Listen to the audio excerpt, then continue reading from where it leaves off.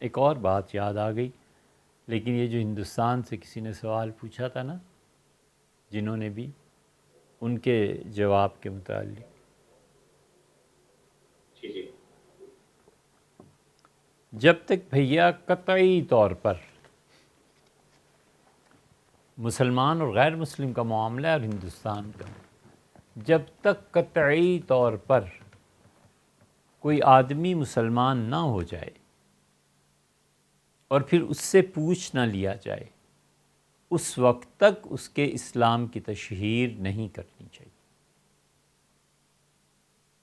قطعی طور پہ مسلمان ہو جائے، کلمہ پڑھ لے، نماز سیکھے، مسلمانوں جیسے شرعی اعمال خواہ وہ چھپ کے خواہ وہ ظاہر میں ادا کرنے لگے، اور پھر اس سے بھی پوچھا جائے کہ کیا میں آپ کے دوستوں کو، اپنے دوستوں کو بتا سکتا ہوں کہ آپ مسلمان ہو گئے ہیں یا آپ نے اسلام قبول کر لیا ہے؟ یہ اس کی اجازت پر موقوف ہے۔ اگر وہ کہ مت بتائیے تو اس کی مصلحتوں کی رعایت کرنی چاہیے۔ بہت واقعات پیش آتے ہیں، ہمیں کچھ کہنے کی ضرورت نہیں، آپ جانتے ہی ہیں پھر کیا ہوتا ہے۔ اور وہ کہے کہ بتا دو تو پھر بتانا چاہیے، وگرنہ اس کی زندگی کو اجیرن اور تلخ نہیں کرنا چاہیے۔ ہم میں ایک اجتماعی کمزوری اس کم ظرفی کی بھی ہے کہ جو بات ہے ہی نہیں سرے سے بے پر اڑا دیتے ہیں، جو سرے سے پیش ہی نہیں آئی، لیکن اسلام اور یہ اور وہ اور اسلام کی تشہیر اور مسلمانوں کا جھنڈا بلند ہو رہا ہے، وہ ایسے ایسے حیرت انگیز واقعات اور چیزیں سنانا شروع کرتے ہیں کہ سننے والا بھی متنفر ہوتا ہے، اور جو محقق ہوتا ہے وہ تو صاف کہہ دیتا ہے کہ سب جھوٹ ہے۔ ہمارا مذہب، ہمارا دین اگر سچا نہیں ہے، مثلا میں اسلام کو ولیعذ باللہ سچا نہ مانوں، مجھے ضرورت کیا ہے اس پہ رہنے کی؟ کوئی اور راہ کیوں نہ دیکھے؟ ہر وہ دین جس کو اپنی تصدیق کے لیے جھوٹ کی ضرورت پیش آئے، اس دین کو پس پشت پھینک دینا چاہیے۔ جان چھڑائے ایسے دین سے جو جھوٹ سے غذا حاصل کرتا ہو۔ حضرت محمد حسین احمد صاحب مدنی رحمۃ اللہ علیہ نے ایک بات فرمائی تھی بخاری شریف پڑھاتے ہوئے، ہمارے اساتذہ نے خود یہ سنی تھی بات۔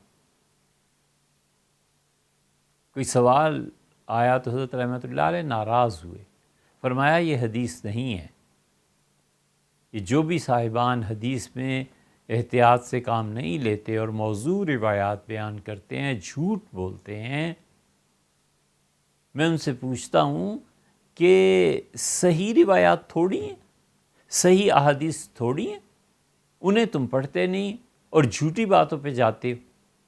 بہت ناراض ہوئے۔ اسی کی تشریح میں عرض کرنا ہے کہ کبھی بھی دین کے معاملے میں یہ جھوٹ اور یہ چیزیں دخل ہی نہیں دینا چاہیے۔ ہمارے یہاں ایٹم بم بنا تھا، اب جو جس کے ذہن میں ایٹم بم کی ساخت تھی نا، کہ کیسا ہوتا ہے، وہ راکٹ بنا لیا، وہ کوئی گول سی ایک چیز بنا لی، وہ کوئی ستارہ نما چیز بنا لی۔ اب ہر ایک کا ایٹم بم تو یہی تھا نا، اور ملک بھر میں نعرے روکی سوکی کھائیں گے، ایٹم بم بنائیں گے۔ اب کوئی پوچھے کہ جس چیز کو تم ایٹم بم قرار دے رہے ہو یہی ہے؟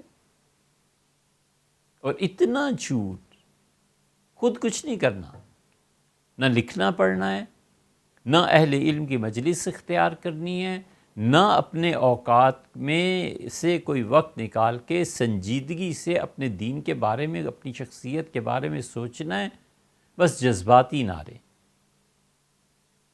ان جذباتی نعروں کی حد ہو گئی جب نیل آرمسٹرانگ جو چاند پہ جنہوں نے پہلا قدم رکھا تھا وہ واپس آئے، اور ان کے بارے میں پوری مسلمان دنیا میں آہستہ آہستہ یہ جھوٹ پھیلا کہ انہوں نے چاند پہ اذان کی آواز سنی، مسلمان ہو گئے۔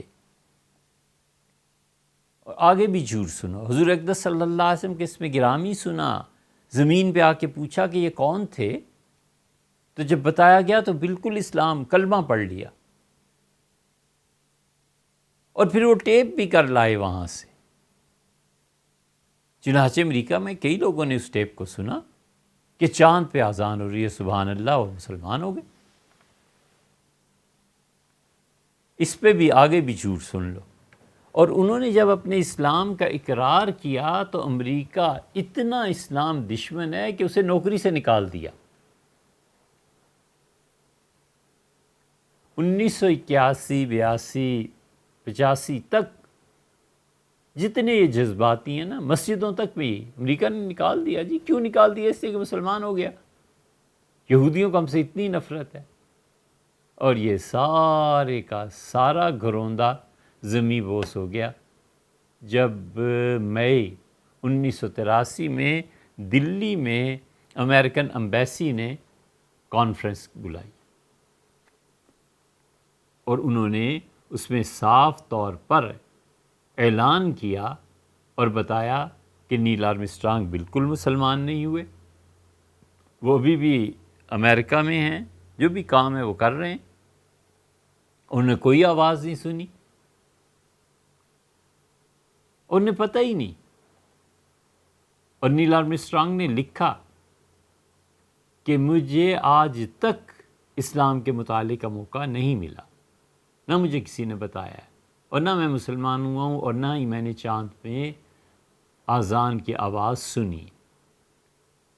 یہ جو اس طرح کے جھوٹے قصے ہیں نا، بے شمار مسلمانوں میں جھوٹے قصے آپ کو ملیں گے، اور یہ سب جھوٹ گڑھا جاتا ہے اسلام کی تائید کے لیے، کیونکہ اصل حقیقی اسلام تو محنت چاہتا ہے نا، وہ تو پڑھائی چاہتا ہے، تعلیم چاہتا ہے، وہ کرنی نہیں، اہل علم سے ربط و ضبط رکھنا نہیں، تو جو جھوٹی گھڑ لو، اور جب چاہو مکر بھی جاؤ۔ مجاہدین کے کیا کہنے، ان کی قبروں سے خوشبو آتی ہے، حوریں آئی تھیں پانی پلانے کے لیے، یا اللہ، ساری دنیا میں اس جیسا پاک گروہ کوئی نہیں تھا، طالبان جیسا۔ اور وزیر اعظم ہمارے وہ انٹرنیشنل لیول پہ جا کر بیان دے کے آئے، انہوں نے کہا ہم نہیں بنائے تھے، سارے ہم بناتے رہے، ہم یہ کام کرتے رہے۔ تو یہ جو جھوٹ اس زمانے میں ساری قبروں اور ان کے متعلق گھڑ گھڑ کے بیان کیے تھے، اب جاؤ اس سے تو پوچھو کہ تم کہاں ٹریننگ دیتے رہے، انہیں وہ بھی بتاتا ہے ٹریننگ کہاں دیتے رہے۔ اس لیے دین اور مذہب کے نام پہ یہ جو جھوٹ کا فروغ ہے نا، اگر ہم جیسی طبیعت ہو اور ڈر ہو کہ مار پڑے گی تو چپ کر کے، لیکن دیکھتے تو رہنا چاہیے کہ خدا کے دین کو کیسے نادان دوست ملے۔